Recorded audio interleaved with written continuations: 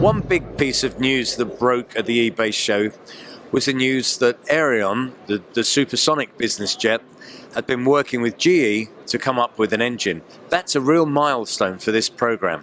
And we're joined by Dr. Richard Tracy. Dr. Tracy, tell us about the importance of the engine to the program. Well, it doesn't take a genius to know that you have to have an engine to have an airplane. And that's been the missing link for us for quite some time now. So we're just very thrilled that there is an engine that we knew was coming along, and that our prospective supplier, GE, is confident enough now to make an announcement about it. There really has been a delay in our program, and now that that's behind us, we can work on the manufacturer side of this and the financing side, all of which are ready to go into place, subject to the engine and a few other conditions. Now, there's a lot of buzz around at the moment about supersonic air transport again. Aerion have been there for a number of years pushing through on this, but we're seeing other people talking about it now.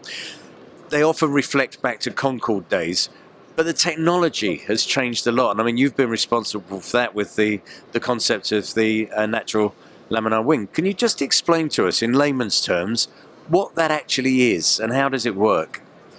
Well, I'll try. So yes, first of all, there's a lot of careful shaping that goes into a supersonic airplane, much more so than a subsonic airplane, because the penalty of getting the shapes wrong is very high in supersonic flight. One of the good things about supersonic flight is that the boundary layer, the air that's just against the skin of the airplane, can be more stable, and laminar means it has much less skin friction than the normal turbulent boundary layer. So it's one of the few areas in which you can reduce drag even though you're going supersonically. So that's one of the things we're trying to take advantage of, and that's the reason for the relatively unswept thin wing, which has some other advantages too, besides the laminar flow and lower drag. Now, takeoff and landing is going to be very important. The new noise restrictions that we're seeing being introduced, how is that going to affect the development of supersonic transport? Adversely. I regret to say this, but the regulators have decided to adopt the same rules for airport noise that apply to subsonic airplanes.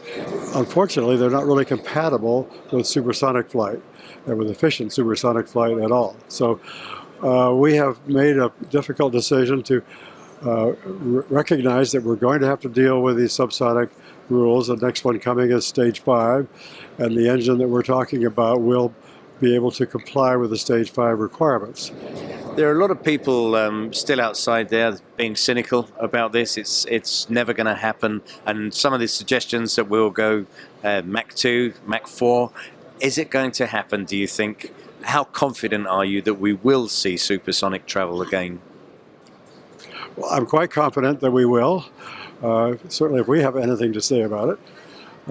And of course the benefit of supersonic is speed, and so there's certainly a drive to want to go Mach 2, Mach 3, and Mach 4. There are lots of difficulties, but the largest one I see right now is the airport noise regulations being incompatible with the kinds of engines that would be necessary to go at those speeds.